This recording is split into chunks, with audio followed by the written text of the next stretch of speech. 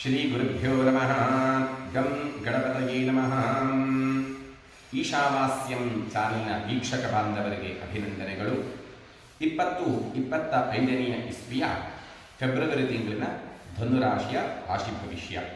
ಧನುರಾಶಿಯವರ ಲಕ್ಷಣ: ಪಂಡಿತರು, ಅತಿ ಜ್ಞಾನವಂತರು, ಅತಿ ಧೈರ್ಯವಂತರು, ಒಳ್ಳೆಯ ಗುಣಗಳ ಇರತಕ್ಕಂತಹ ಧನುರಾಶಿಯವರಿಗೆ ಗ್ರಹಗತಿಯ ಮೇಲಿಗೆ ಈ ತಿಂಗಳಿನ ರಾಶಿ ಭವಿಷ್ಯವನ್ನು ವೀಕ್ಷಿಸೋಣ.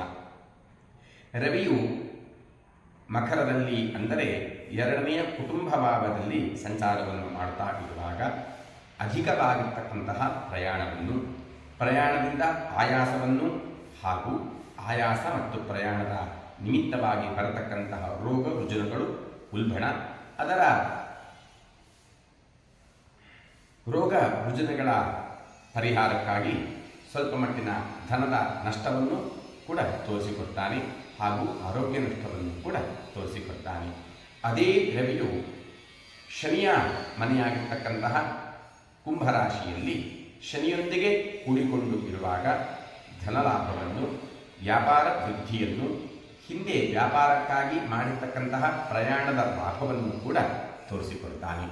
ಕುಜಗ್ರಹನು 7ನೇ ಮನೆ ಕಳತ್ರ ಸ್ಥಾನದಲ್ಲಿ ಸಂಚಾರವನ್ನು ಮಾಡ್ತಾ ಇರುವಾಗ ಕಣ್ಣು ನೋವನ್ನು ಹಾಗೂ ಕಣ್ಣಿನ ನೋವಿಗೋಸ್ಕರವಾಗಿ ಆಸ್ಪತ್ರೆಯ ಅಳದಾಟವನ್ನು ಕೂಡ ತೋರಿಸಿಕೊಡ್ತಾನೆ. ಹಾಗೂ ಉದರ ವ್ಯಾಧಿಯನ್ನು, ಪತ್ನಿ ಮಕ್ಕಳಲ್ಲಿ ಭಿನ್ನಾಭಿಪ್ರಾಯದಿಂದ ಕಲಹಗಳನ್ನು ಕೂಡ ಕುಜಗ್ರಹನು ತೋರಿಸಿಕೊಡ್ತಾನೆ. ಬುಧಗ್ರಹನು 2ನೇ ಮನೆಯಲ್ಲಿ ಮಕರದಲ್ಲಿ ಸಂಚಾರವನ್ನು ಮಾಡ್ತಾ ಇರುವಾಗ ಗುರು ಹಿರಿಯರ ಪ್ರಶಂಸೆ ಹಾಗೂ ಗುರು ಹಿರಿಯರ ಅನುಗ್ರಹವನ್ನು ಕೂಡ ತೋರಿಸಿಕೊಡ್ತಾನೆ. ಹಾಗೂ ವಿದ್ಯಾರ್ಥಿಗಳಿಗೆ ವಿದ್ಯಾಕ್ಷೇತ್ರದಲ್ಲಿ ನಾನಾ ವಿಧವಾದ ವಿದ್ಯೆಗಳನ್ನು ಕಲಿಯುವಿಕೆಯನ್ನು, ಅದರಲ್ಲಿ ಪ್ರಗತಿಯನ್ನು ಕೂಡ ತೋರಿಸಿಕೊಡ್ತಾನೆ. ಅದೇ ಬುಧಗ್ರಹನು ಸೂರ್ಯ ಮತ್ತು ಶನಿಯೊಂದಿಗೆ ಸಂಯೋಗವನ್ನು ಕುಂಭರಾಶಿಯಲ್ಲಿ ಸಂಚಾರವನ್ನು ಮಾಡ್ತಾ ಇರುವಾಗ ಅಧ್ಯಾಪಕ ಮತ್ತು ಅಧ್ಯಾಪಿಕರಿಗೆ ಅತಿಯಾಗಿರ್ತಕ್ಕಂತಹ ಕೆಲಸದ ಒತ್ತಡವನ್ನು, ಆರೋಗ್ಯ ಏರುಪೇರುಗಳನ್ನು ಕೂಡ ತೋರಿಸಿಕೊಡ್ತಾನೆ. ಗುರು 6ನೇ ಭಾವ ವೃಷಭ ರಾಶಿಯಲ್ಲಿ ಸಂಚಾರವನ್ನು ಮಾಡುತ್ತಾ ಮನಸ್ಸಿಗೆ ಕಿರಿಕಿರಿಯನ್ನು, ಮಿತ್ರರಿಂದ ನಷ್ಟವನ್ನು ಕೂಡ ತೋರಿಸಿಕೊಡ್ತಾನೆ. ಹಾಗೂ ಮನೆಯಲ್ಲಿ ಸುಖದ ನಾಶವನ್ನು ಕೂಡ ತೋರಿಸಿಕೊಡ್ತಾನೆ. ಶುಕ್ರ ಗ್ರಹನು ಉಚ್ಚನಾಗಿ ಮೀನರಾಶಿಯಲ್ಲಿ ರಾಹುವೊಂದಿಗೆ ಸಂಯೋಗವನ್ನು ಹೊಂದಿದಾಗ ಅಧಿಕಾರಿಗಳ ಪ್ರಶಂಸೆಯನ್ನು, ಅಧಿಕಾರದ ಲಾಭವನ್ನು ಕೂಡ, ಸ್ತ್ರೀಯರಿಗೆ ಆಭರಣ, ಶೃಂಗಾರ ವಸ್ತುಗಳು ಲಾಭವನ್ನು ತೋರಿಸಿಕೊಡ್ತಾನೆ. ಹಾಗೂ ಸಂಗೀತ, ನೃತ್ಯ ಕಲಾವಿದರಿಗೆ ಅಧಿಕ ಲಾಭವನ್ನು ಕೂಡ ಶುಕ್ರಗ್ರಹನು ತೋರಿಸಿಕೊಡ್ತಾನೆ. ಶನೈಶ್ಚರನು 3ನೇ ಭಾವದಲ್ಲಿ ಸ್ವಕ್ಷೇತ್ರದಲ್ಲಿ ಕುಂಭರಾಶಿಯಲ್ಲಿ ಸಂಚಾರವನ್ನು ಮಾಡ್ತಾ ಇರುವಾಗ ಶತ್ರುಗಳ ನಾಶವನ್ನು ಹಾಗೂ ವ್ಯವಹಾರದಲ್ಲಿ ಧನ ಪ್ರಾಪ್ತಿಯನ್ನು ಹಾಗೂ ಸುಖ ಮತ್ತು ಸಂತೋಷಗಳನ್ನು, ವ್ಯಾಪಾರದಲ್ಲಿ ಅಧಿಕವಾಗಿರ್ತಕ್ಕಂತಹ ಲಾಭದಿಂದ ಸುಖ ಸಂತೋಷಗಳನ್ನು ಶನೈಶ್ಚರನು ತೋರಿಸಿಕೊಡ್ತಾನೆ.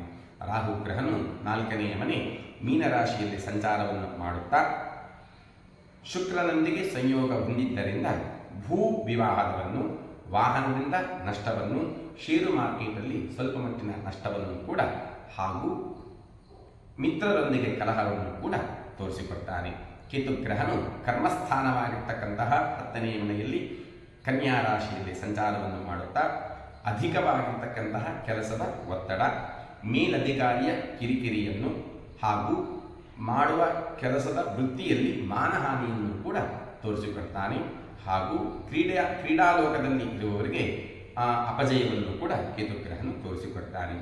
ಈ ರೀತಿಯಾಗಿರ್ತಕ್ಕಂತಹ ರಾಶಿ ಭವಿಷ್ಯವುಳ್ಳ ಧನುರಾಶಿಯವರಿಗೆ ಹಳದಿ ಮತ್ತು ಪಚ್ಚೆ ಹಾಗೂ ಬಿಳಿ ಮಿಶ್ರಿತವಾಗಿರ್ತಕ್ಕಂತಹ ಪಚ್ಚೆ ಅಂದರೆ ಬಿಳಿ ಬಣ್ಣವು ಬಹಳ ಉತ್ತಮ ಫಲಪ್ರದವು.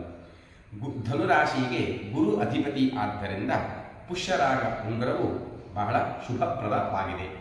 ಈ ರೀತಿಯಾಗಿರ್ತಕ್ಕಂತಹ ಗ್ರಹಗತಿಯ ಮೇಲಿಗೆ ಇರತಕ್ಕಂತಹ ಧನುರಾಶಿಯವರ ಸ್ವಲ್ಪ ಮಟ್ಟಿನ ಕಷ್ಟ ನಷ್ಟಗಳು ಕೂಡ ದೇವತಾ ಅನುಗ್ರಹದಿಂದ ದೂರವಾಗಿ ಇಷ್ಟಾರ್ಥಗಳು ಸಿದ್ಧಿಸಲಿ ಎಂದು ದೇವರಲ್ಲಿ ಪ್ರಾರ್ಥಿಸುತ್ತಾ, ಸರ್ವೇ ಜನಾಃ ಸುಖಿನೋ ಭವಂತು, ಸಮಸ್ತ ಸನ್ಮಂಗಲಾನಿ ಭವಂತು.